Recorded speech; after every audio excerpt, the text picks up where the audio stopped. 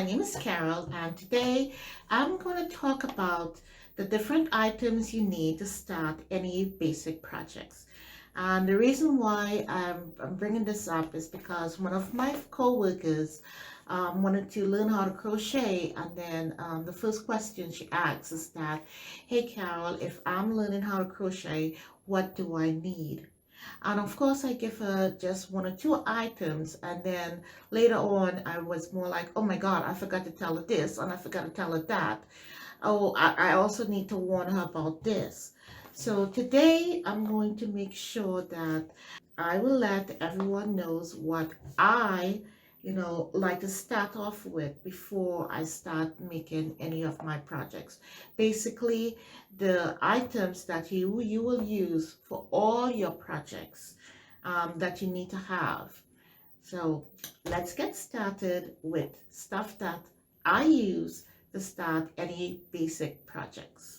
What are the must-have items you need when you start in your crochet project? One of the basic items you need is your scissors. Now, you can have a scissors like this, or you can have a scissors like this. It does not matter. So long as you have a scissors which is sharp enough to cut the end of the yarn after you finish making your project, it's fine. It don't have to be a fancy scissors. Another item you need is your measuring tape. If you're making your, let's say, a dishcloth and you're not following any particular pattern and you want at least 2 or 4 dishcloths the same size and width, then you need a measuring tape to measure your first dishcloth, and then after that you can write down the measurements so your next dishcloth will come out the exactly same width and height. You will also need markers. Markers are your best friends. If a project calls for, let's say, 50 rows, then every 10th row of the project, like 10, 20, 30, you put a marker at the end of it. So when it's time for you to come back and check your rows, instead of starting from 1 all the way up to 50, you can just look at the marker and the first marker start the first 10th row or start the first 5 row, basically wherever you want to start your project at. And then you can count the markers to know how far, if you have finished your 50th row or if you still need 5 more rows to complete. So it's always good to use markers. Not only that, but as a beginner, it's always good to have a marker at the starting of your project, of your rows, and then the ending of your rows.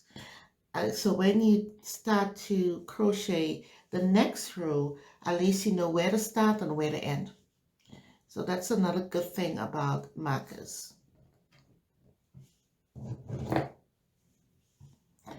You will also need your hooks, and as you notice, all my hooks have this beautiful edging where I can actually hold it.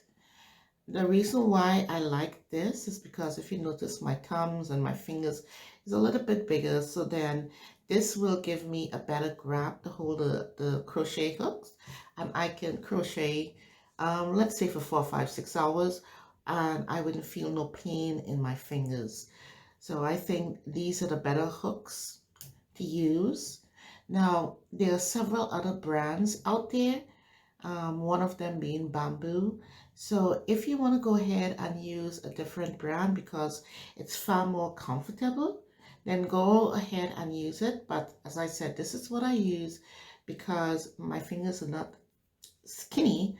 It's a little big, so I need something for me to hold on to, and this is allowing me to hold on to the hook. So these are my hooks that I use. You will need a needle, and this needle is a tapestry needle. And if you look, you will see how big the hole is in my tapestry needle. And again, the reason why I like this needle is my eyesight is not that good, so it's easy for me to thread it. And then it's not sharp. So that's another reason why I like this needle. Your needle is to weave in the ends of your project. That is the reason why you need a big eye of your needle. So the thread, your yarn, can go through the eye and then you can weave in your ends. Another must-have item is your pen and a book. And the reason why is sometimes when you're not following a pattern, you need to know the width and you need to write it down. Or if not, you need to know the length and you write it down. So let's say you want to make 2 blouses, or if not, 2 dresses with the same width and length, then you already know how many chains you need to chain, and then how many rows you need to complete. And the way you write it, which part you put it, is in your book.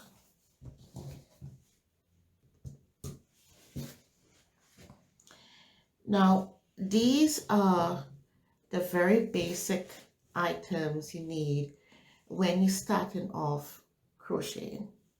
This will never change. You will always need your needle, you will always need your hook, you will always need your scissors, you will always need your tape measure, especially if you're doing 5 or 6 of the same project and you want to make sure all of them the same width and length.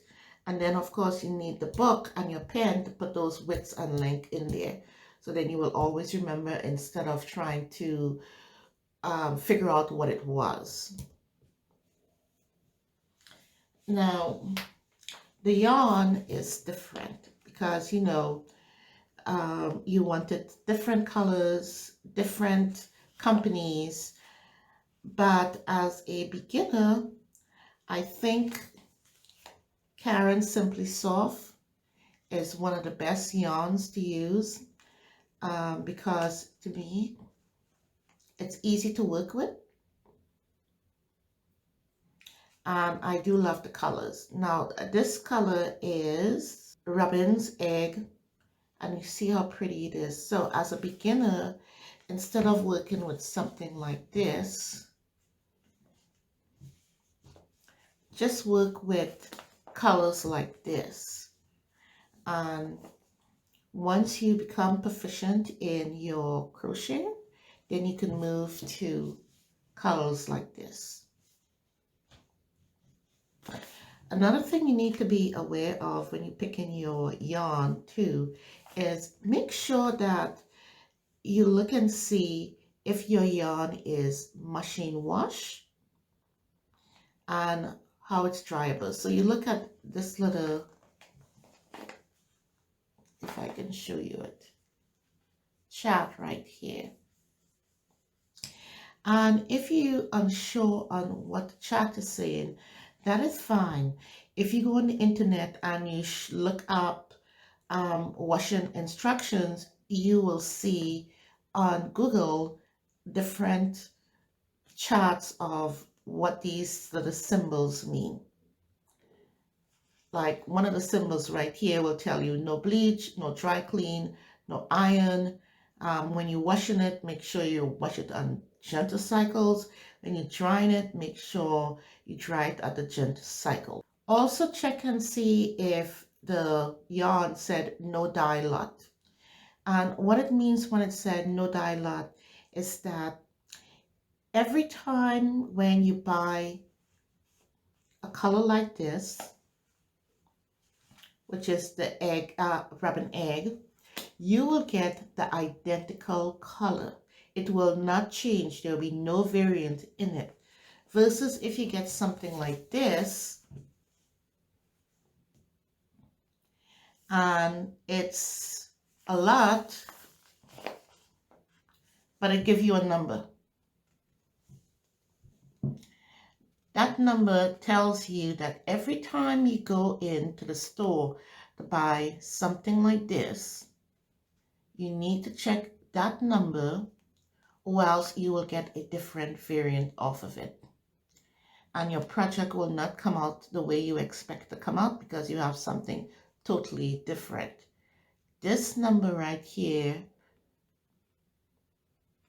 which is 50, 60, will guarantee you that all your yarns will match. And trust me, I learned that lesson when I picked up 4 different bulbs and I thought that they were the same, and come to find out the 4 yarns that I picked up, 2 of them didn't have the same lot number. So my project didn't come out the way I expected, and I was making a blouse. My blouse came out horrible. The label on the yarn not only give you the symbols of how to wash your project, but it also gives you the size of the needle you need to use to crochet with this yarn.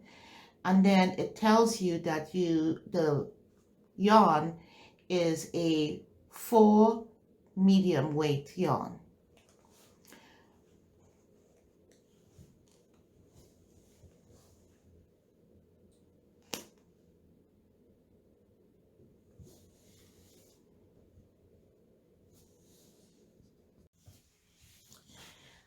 Other than that, that's all you need. The basic stuff you need to start any crochet projects, and then how to pick your yarn as a beginner, what to do, what not to do, and how you read that little chart right here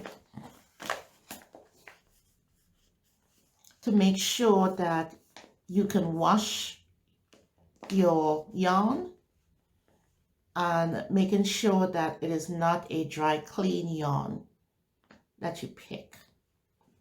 So that's it. I hope you like this short video giving you instructions on what you need to get before you start your project. Thank you for watching and have a great day.